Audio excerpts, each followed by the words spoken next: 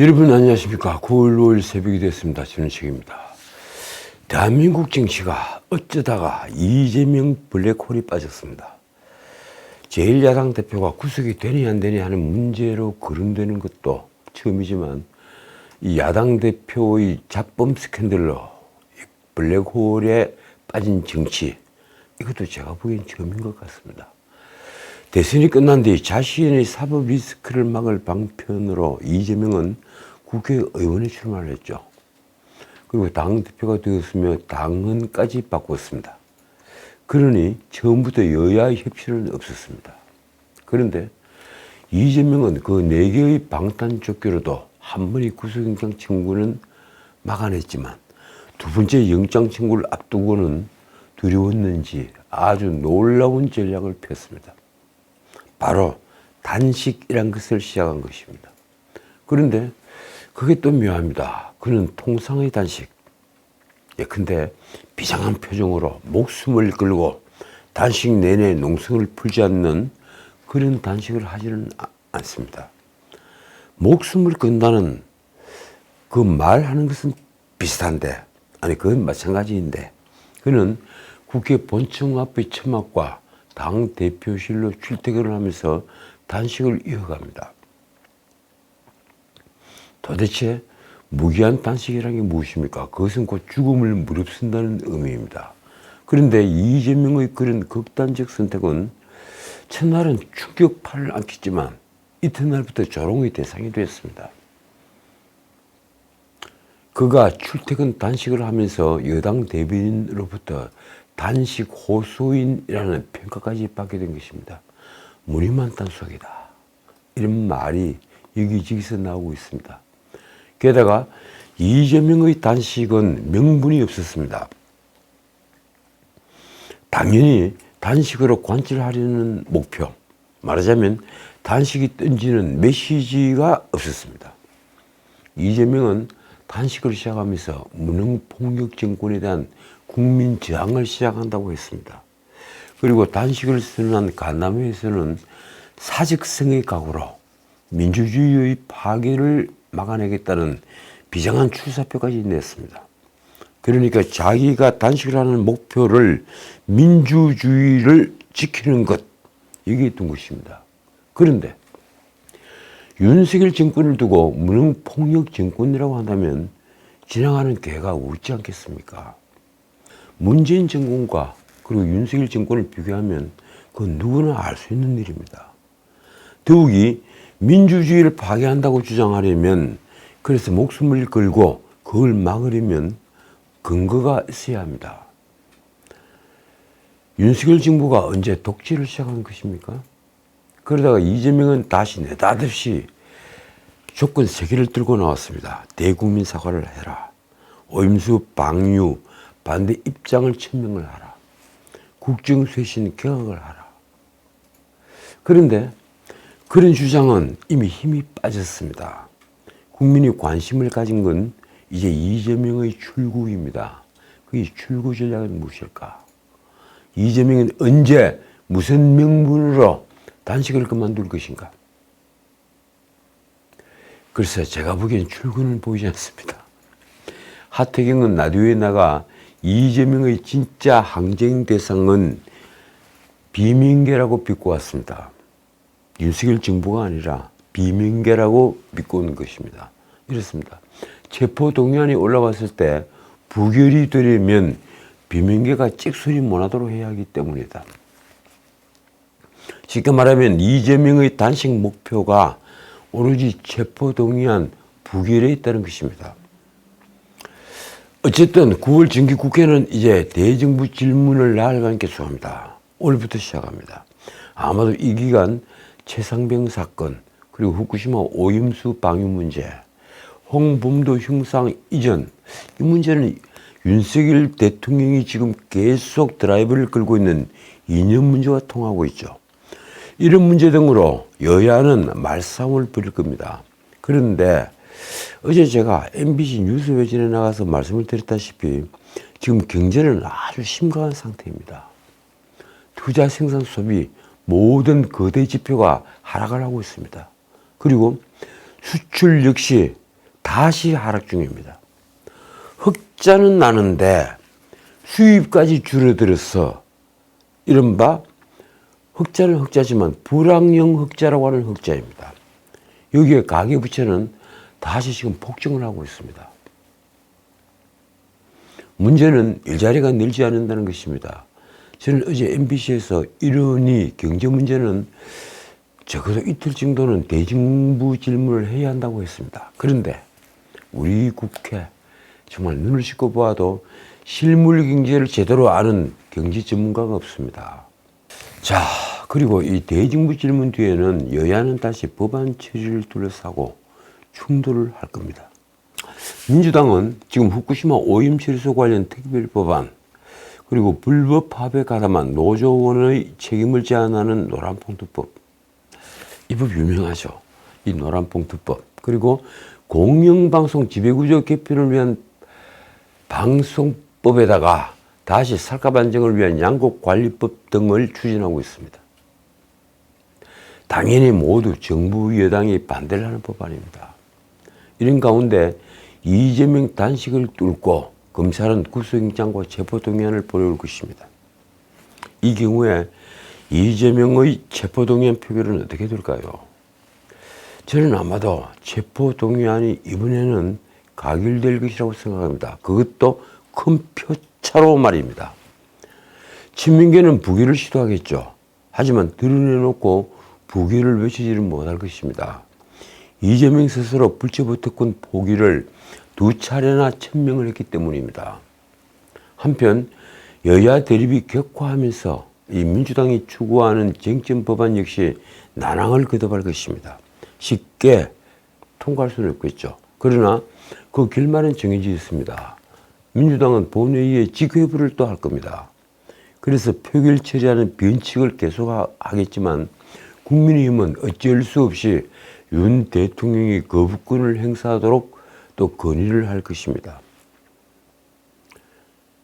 한편 민주당은 오염수 방류를 규탄하는 도심 집회를 계속합니다.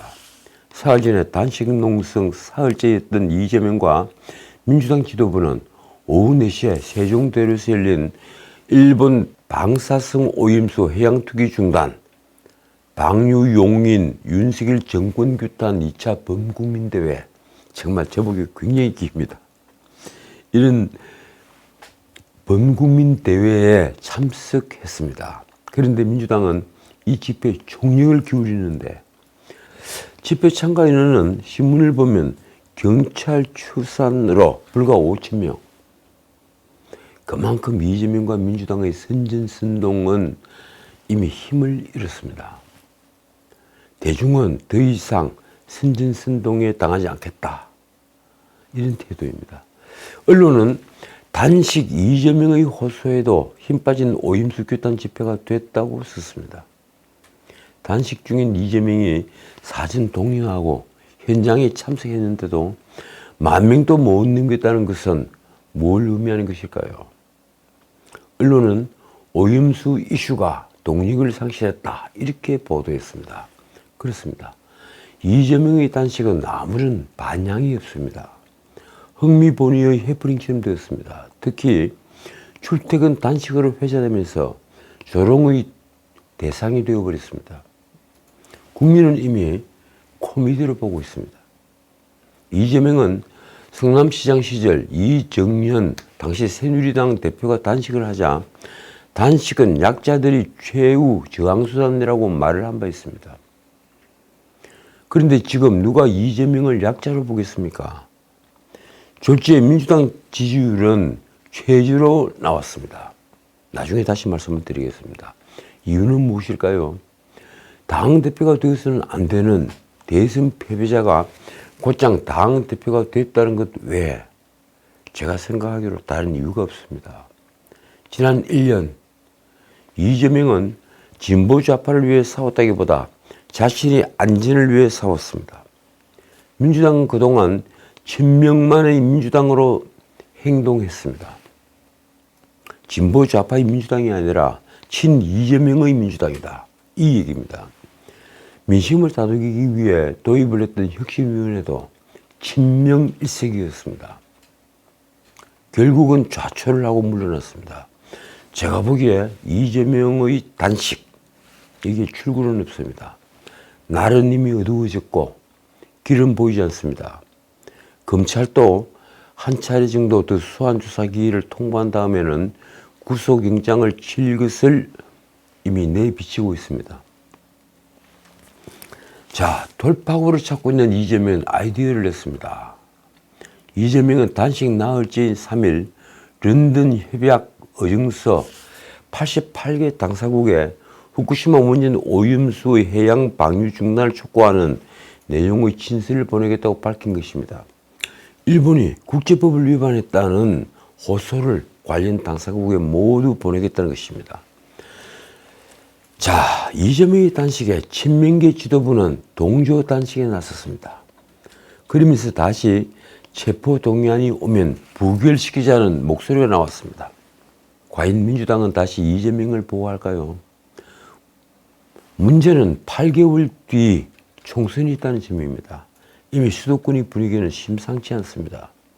무엇보다 2030 젊은 유권자와 중도층, 다시 말해 무당층이라고 스스로를 칭하는 이들이 민주당에서 점차 멀어지고 있습니다. 과연 민주당 의원들은 언제까지 이재명과 자신의 운명을 함께 하려 할까요? 무엇보다 이재명에게는 더는 명분이 없다는 게 약점입니다. 국민의힘은 그런 이재명을 두고 명분, 뜬금, 원칙이 없는 사무단식이라고 비판했습니다. 자, 결론입니다.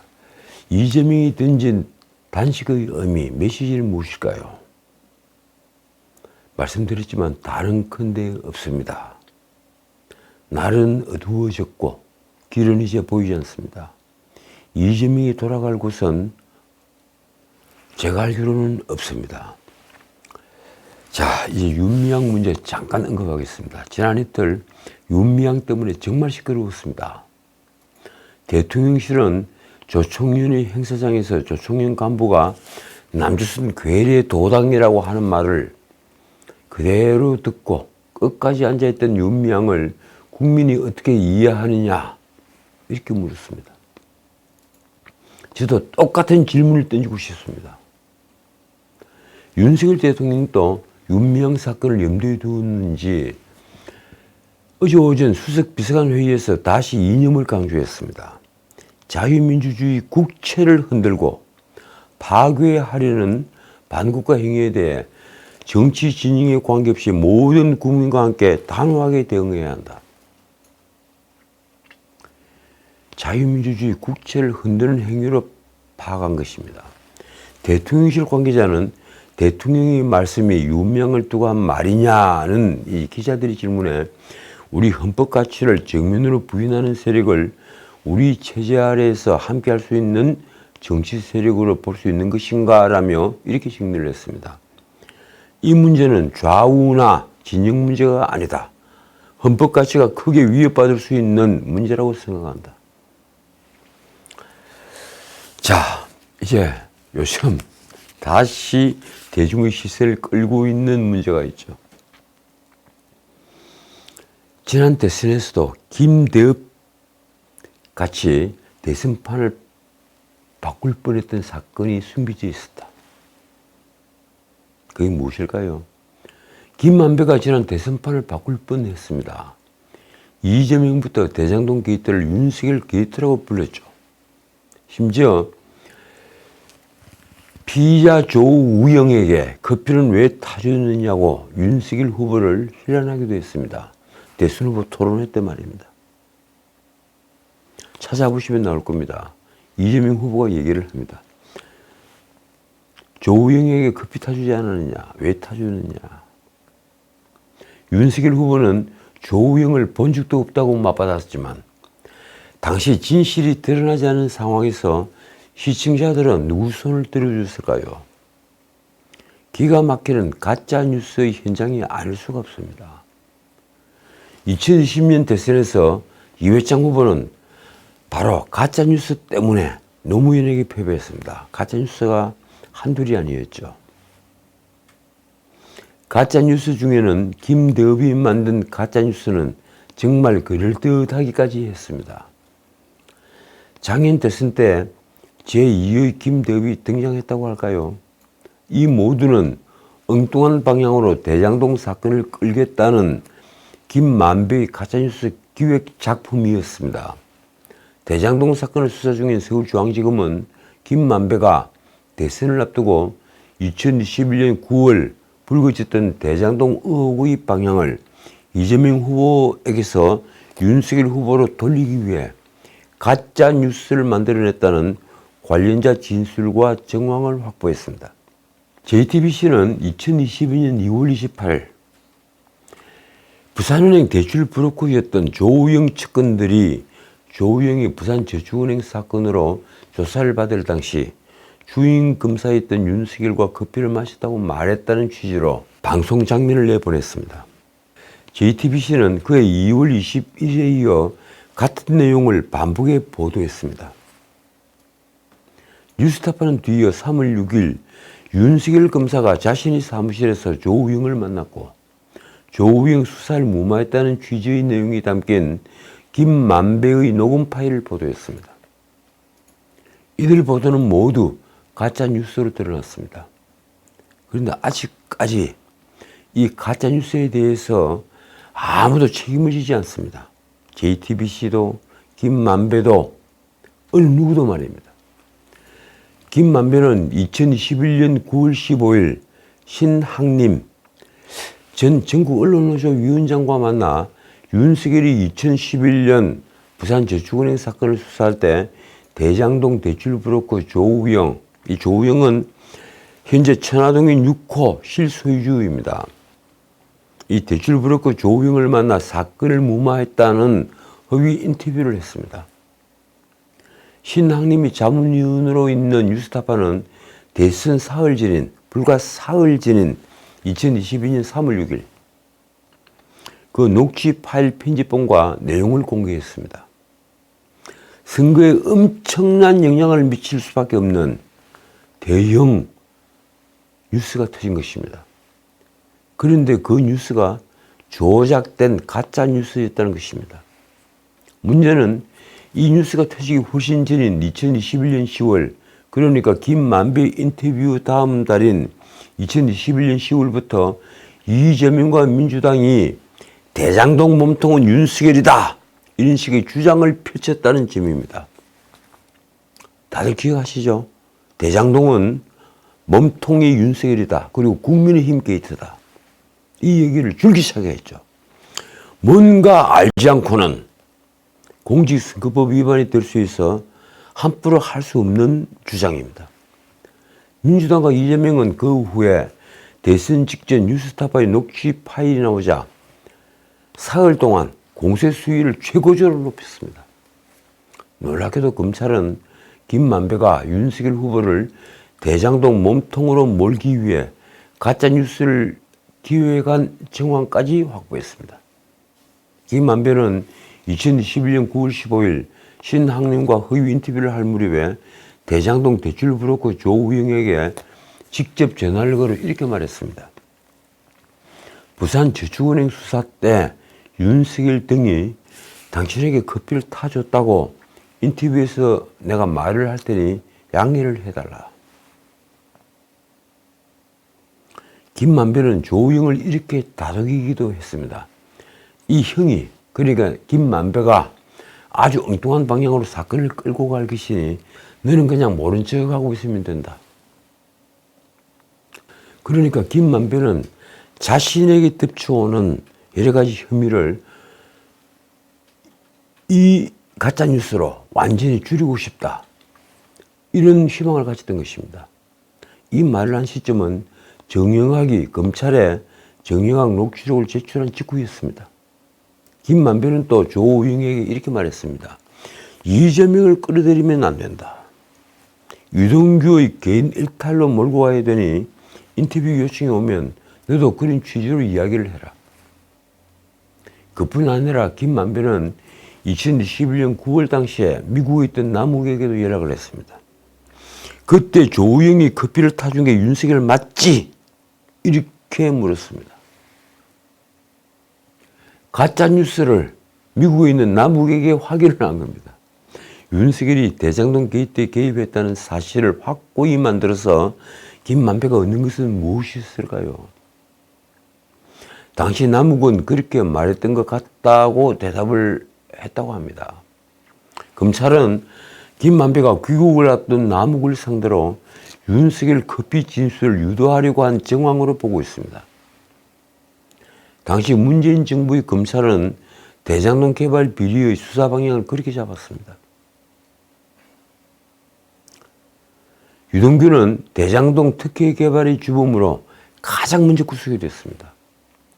정진상, 김용동, 이재명 측 수사는 거의 이루어지지 않은 채 대선이 치러졌습니다. 대선이 끝나고 7월 달에 검찰 인사가 있고 나서 그리고 수사 라인이 다 바뀌고 나서 비로소 정진상, 김용에 대한 수사가 본격화됐죠. 만약에 이재명이 대선에서 승리했다면 대장동 게이트는 끝내 윤석열 게이트로 변질이 됐을지 모를 일입니다. 법조계에서는 이런 말들이 나왔습니다. 당시 검찰의 부실 수사, 가짜 뉴스에 침묵한 배경에 대한 규명이 필요하다. 그러니까 문재인 정권 치하의 검찰에 대한 수사도 필요하다는 얘기입니다. 결국 남욱은 귀국한 뒤에 2021년 11월 19일 검찰 조사에서 이렇게 진술했습니다. 윤석열 검사가 조우영에게 커피를 타줬다는 말을 김만배한테 들었다. 조우영은 같은 달 검찰에서 윤석열 검사가 아닌 박모 검사를 만났다면서 이를 부인했습니다. 그해 12월 이루어진 남욱 조우영의 대질신문에서 남욱은 직접 조 씨에게 들은 게 아니라 착각했다고 말을 바꿨습니다. 자, 한편 검찰은 최근 김만배가 2021년 3월쯤 사제 100억 원을 출연해서 언론인 재단을 만든 뒤에 신앙님을 초대 이사장으로 모시려 한다고 말했다는 진술을 대장동 민간 사업자들로부터 확보했습니다. 신앙님은 김만배와 허위 인터뷰를 한 뒤에 대선 사흘 전 뉴스타파가 이를 보도하게 한 대가로 1억 6,500만 원을 수수한 혐의를 받고 있습니다. 그런데 이 돈과 관련해서 신학님이 아주 재밌는 말을 합니다. 그 돈은 한국의 혼맥에 관한 책값이라고 둘러댄 겁니다. 내가 쓴 책 3권을 팔고 받은 돈으로 인터뷰 내용이 허위인지 몰랐다. 이게 무슨 귀신 신하락 까먹는 소리입니까? 자, 어쨌든 검찰이 지난 1일 신학님 전 전국 언론노조 위원장에 대해 압수수색을 하면서 영장에 적시한 내용은 이렇습니다. 신학님이 인터뷰 내용을 제20대 대통령 선거 직전 보도해달라는 김만배의 청탁과 함께 2021년 9월 20일 1억 6,200만 원을 송금받았다. 다시 정리해보면 이렇습니다. 김만배는 대장동 의혹이 불거진 직후인 2021년 9월 15일 신학님 전 전국 언론노조 위원장과 만나 2011년 대검 중수부의 부산저축은행 부실 대출 의혹 수사 당시 대출 브로커 조우영에게 박영수 변호사를 소개해줬고, 박영수가 이 사건 주임 검사였던 당시 윤석열 대검 중수이과장에게 힘을 써서 조우영 사건을 무마했다는 취지로 허위 인터뷰를 했습니다. 그 다음 신학님이 자문위원으로 있던 뉴스타파는 대선 사흘 전인 2022년 3월 6일 김만배 인터뷰 녹음 파일과 내용을 공개했습니다. 뉴스타파 보도전으로 친민주당 매체들은 윤석열 후보가 2011년 수사 당시 조우영에게 커피를 타줬다는 허위 내용을 보도했고, 민주당은 대장동 몸통은 윤석열이다 이렇게 주장했습니다. 윤석열 후보의 봐주기 수사 탓에 대장동 민간업자들이 불법 대출로 만든 종잣돈을 마련해서 사업권을 따낼 수 있었다는 주장입니다. 검찰이 김만배의 허위 인터뷰에 대한 수사에 착수한 이후에도 야권 일부 인사들은 거침없이 이런 주장을 계속했습니다. 윤 대통령 등 당시 검찰이 대장동 사업에 대해 봐주기 수사를 한 것은 사실 아니냐. 얼마 전까지도 이런 주장을 하고 있었죠.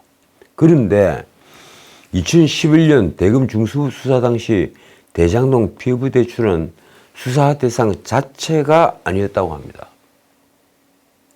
당시 대검 중수부는 부산저축은행 경영진이 대주주에게 불법으로 대출하거나 타인 명의로 위장을 한 특수목적법인 그러니까 SPC를 통해 직접 개발 사업을 운영한 혐의 등을 수사했습니다. 검찰은 8개월간 130여 명의 수사 인력을 투입해서 무려 3,300여 명을 조사한 끝에 구조원대 금융비리를 확인해서 76명을 기소했습니다. 검찰 수사로 확인된 불법 대출은 무려 6조 원이었습니다. 피해자가 한둘이 아니었죠. 대장동 초기 민간 사업자들은 2009년 부산저축은행을 통해 1,135억 원 규모의 PF 대출을 받았지만 PF 대출은 아까도 말씀드렸는데 그 당시 수사 대상에 오르지 않았습니다. 당시 검찰은 이 대출을 부실 대출이라고 볼 정황을 발견하지 못했습니다. 수사 상황을 잘 아는 법조계 관계자의 말이 이렇습니다. 대장동 사업은 건재당이 설정되어 있었고 이자 체납 등 부실 대출 정황도 없었다. 조우영은 2011년 대검 중수부에서 2차례 참고인 조사를 받았는데 검찰 조사 내용도 대장동 대출과는 무관했습니다. 당시 검찰은 조우영을 부산저축은행 경영진의 정관계 로비 의혹으로 조사를 했던 것입니다.